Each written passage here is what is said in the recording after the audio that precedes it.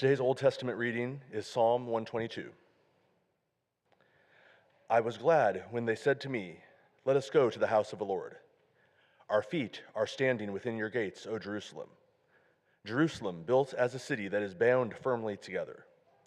To it the tribes go up, the tribes of the Lord, as was decreed for Israel, to give thanks to the name of the Lord. For there the thrones for judgment were set up, the thrones of the house of David.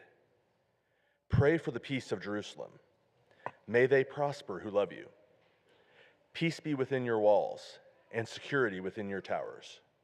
For the sake of my relatives and friends, I will say, peace be within you. For the sake of the house of the Lord our God, I will seek your good. Our New Testament reading today is Luke chapter 10, verses 38 through 42. Now as they went on their way, he entered a certain village where a woman named Martha welcomed him. She had a sister named Mary, who sat at Jesus' feet and listened to what he was saying. But Martha was distracted by her many tasks. So she came to him and asked, "Lord, do you not care that my sister has left me to do all the work by myself? Tell her then to help me."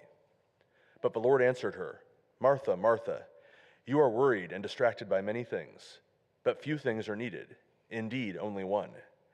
Mary has chosen the better part, which will not be taken away from her." The word of God for the people of God. Ryan, thank you so much for being our lay reader this morning. We heard the story about Mary and Martha. So let me ask you, who do you identify with? Who are Marthas here? Raise your hand if you do not mind getting your hands dirty or working in the background. I see quite a few hands. Yeah, don't be so timid. We need you. And who here is a Mary? A few hands right there, listening, reading, having a devout prayer life. Okay, I see you. We all see you online now. So we have both, Mary and Martha. We need both, Mary who is listening and Martha who is doing. So, last week on the first Sunday of Lent, Pastor Susan preached about the Good Samaritan. It was all about doing, all about loving and getting our neighbors. And today we hear about Mary is going to be better? Is that a contradiction? So is Jesus contradicting himself in just 1 week? Is it now do less, be more prayerful? So where are we? Let's get back to the story. Imagine you are hosting a dinner party of about 15, 20 people, not just chips and salsa, but a huge dinner party. There's no frozen lasagna to be picked up anywhere, no car where you can just get something and put in the microwave. You have to do it all by scratch. Imagine huge Thanksgiving or a wedding, all from scratch. You are probably sweating a lot, getting it all ready because you have this soccer team of hungry guys coming, and they are hungry. They walked all day, they're coming to you, hospitality is big, so you want to do it right, don't you? So does Martha. And here they are, everybody knows what to do, except of Mary. Can you believe it? She's just sitting there with the guys. She should know better. And I can imagine those two sisters probably quarreling in the kitchen just a little bit before Martha went out all the way. And who does she talk to first? Not just to her sister Mary, all the way to management, to Jesus himself. Tell her to help me. Typical triangulation. We have it right here. Huh? Tell her to help me. What a difficult position Jesus is in. And what does he say? Martha. Well, we can just look it up. It's right here in our Bible. Lord answered her, Martha, Martha, you are worried and distracted by many things, but few things are needed, indeed only one. Mary has chosen the better part, which will not be taken away from her. If I were Martha, I would be steaming. Steaming. And maybe just by accident, maybe not getting all my act together in that kitchen. Who do you think she is, sitting there in front of Jesus' feet, leaving me in that kitchen all by myself? Do you think I like to be in that hot kitchen with no air conditioning, but just hot food in the heat? Of course not. But I'm doing what I'm told.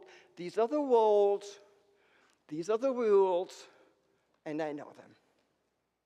Everybody should know them, except Mary. And Mary is probably the first one who is a rule breaker. And I can only say, thank you, Mary. We need more of you. Like many of you, I chose the United Church of Christ. And I'm proud of that. And part of the reason is also because they have been rule breakers. Without Mary, without those rule breakers, I wouldn't be here. 200 years ago, in 1825, Ohio was just founded as a state. Westerville didn't exist yet. It was before the Civil War. Put yourself into that history. 1825, a girl was born, Antoinette Brown. She was the 7th of 10 children in New York, the state of New York. At age 9, she decided, or she was given permission, to speak publicly in church, in a congregational church, which is one of our strains of the United Church of Christ. That was the beginning. And she never stopped. She went to Oberlin College right here in Ohio. And after college, she decided, I want to go to seminary. And her best friend, who became a doctor, one of the few female doctors at that time, said, they're not going to allow you to preach.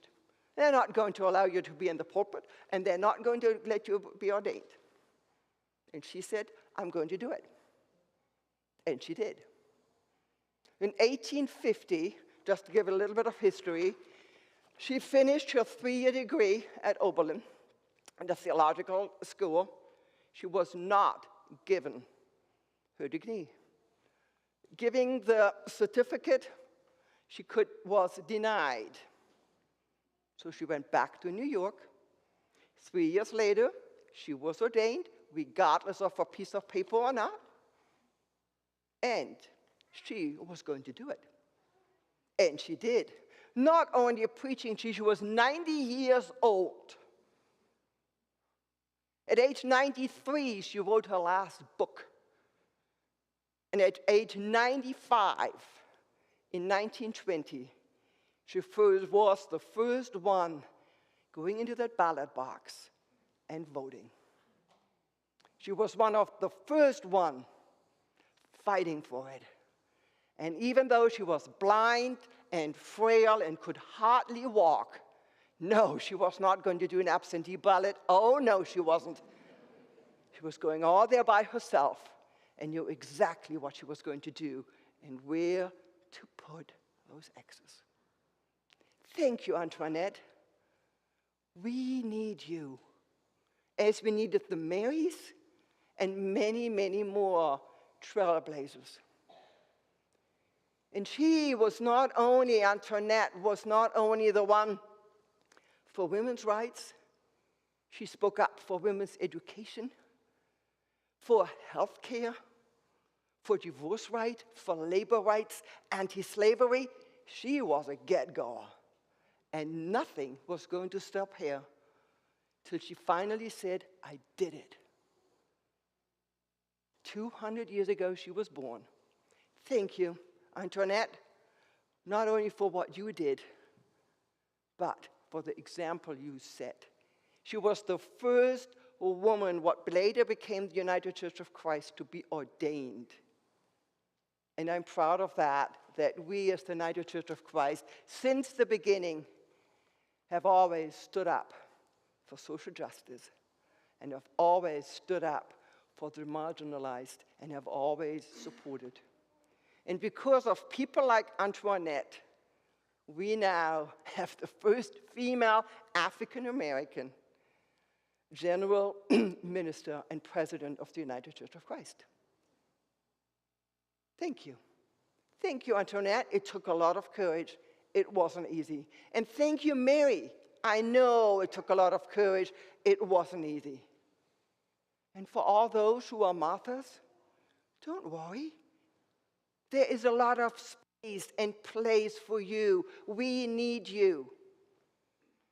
In our translation, and you know every translation is an interpretation. Thank you, Ryan, for reading. It is said in verse 40, Martha was distracted by her many tasks. If you look in the original Greek, it does not say tasks. Martha is more than just a busybody, stirring the pots here, bringing them over to the sink here, putting on the plates, and no. Martha is the first deacon. The word here used is diakonia, where we get deacon from. We used to have deacons in our church. They're not care circle coordinators. A long, long word. Or is it 3 words? I don't know. Care circle coordinators. Deacon, this is the only time in Luke's gospel the word deacon is used. 8 times in the book of Acts, where we know how the church should function. A deacon is somebody who does ministry, who serves, and is not just a busybody. We need you, Marthas. We need you. We need you every single week. How many Marthas do we have in this church so that we can worship on a Sunday? I know when I come shortly after 8, there's already a Martha in the kitchen making coffee. You can thank her later. And we have people here making sure that we can come all together. Without those Marthas, it would be a mess. So thank you. We need you. You are important, whatever role you're needing.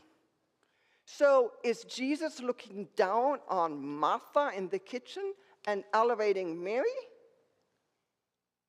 I don't think so. Because I believe the world is more than either or. The world is more than just salt or sugar like used in the children's sermon.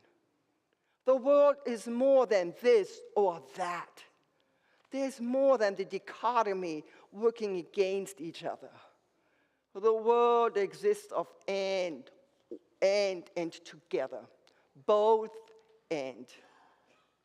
We need both. The instructions, the listening, and the actions. Antoinette Brown, who I shared earlier on, she said from the get-go, religion is something you do, not just sit. Religion is something you do, not just sit. So listening is the basis for doing, not just for Mary, who we hear a couple of times more in the story and the gospel, but for Antoinette and for so many more. We need both listening and doing. Otherwise, I feel like going to this big department store on 71, you know what I'm talking about, the yellow and the blue one? Just 1 or 2 exits up on 71 towards Delaware. You know, where you have those beautiful, beautiful wooden furnitures. If I just have the word and the box, but I don't have the instructions, it's going to be a nice puzzle. But if I only have the instructions but not the box of the individual pieces and the little Allen wrench to get it all together, I have a nice book to read with beautiful, beautiful, because it's in all different stick figures. Nice entertainment. We need both, the instruction and the box. And what I love about church, it is not a once and done deal. Not like the beautiful shelf you put together, and then you're done and look at it and put the instructions, the manual, and the recycling. No, what we do is over and over and over and over. We get together as a community every Sunday to listen. And then either individually or again as a collective, we go out and do during the week. And then we come back together on a Sunday to get fed again so that we can go out again, go and feed and serve and do whatever it takes. I remember on the mission trips, every morning starts with a little gathering, and every night starts, where have you encountered God today? Not just doing, but also focusing on the Word. And that is just one example of many, many mothers. Mary and Martha, it is not a story about who is better, who is worse. It is not like this and not like that. But we all need each other's. We all need, all of us, the unity in the diversity. Just look around you. We're all a little bit different, but we're all united in our faith so that we can share the ever-widening circle of Christ's love together, and not split between the Marys on one hand and the Marthas on one hand. Thank you so much for doing both, for being grounded, so therefore then we can go out and do. Let it be so. Amen.